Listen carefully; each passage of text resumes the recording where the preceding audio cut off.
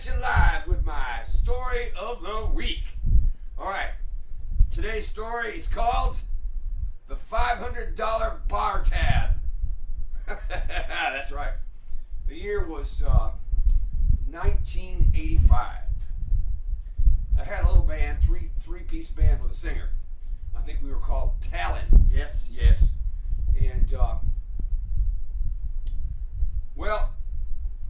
And we practiced in a house we rented in Friendswood, Texas, on Black Hawk Boulevard. It was me, the drummer Joey Valari, me and him rented the house, and our bass player friend Ted Hodges, God rest his soul, he was one of those guys that never had a job or a car or money or a bass rig, but he could play, and we needed a bass player, so he was in.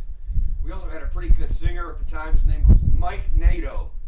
And so we were doing the typical stuff, the hard rock stuff, metal stuff, hair band stuff, you know, Dio, Judas Priest, Van Halen, Ozzy Osbourne, you know, that kind of stuff, Quiet Riot, blah, blah, blah, all that. And so here's the story. We had a Friday and Saturday night gig on the north side of town on FM 1960. And so we played the gig Friday and Saturday. It's my band, so I go back to the manager's office to get my money. And we were playing for $100 a man basically back then. So $400 a night, $800.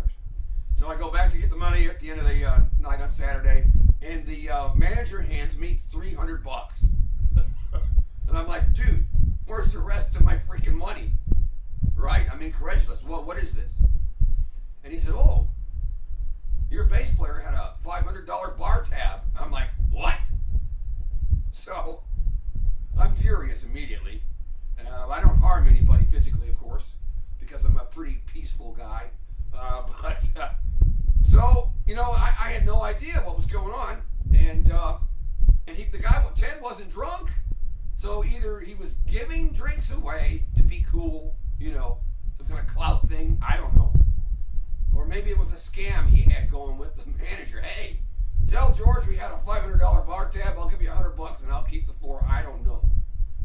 But in any event, that was Ted's last gig with us, and he no longer had a free place to stay, and he was on his own.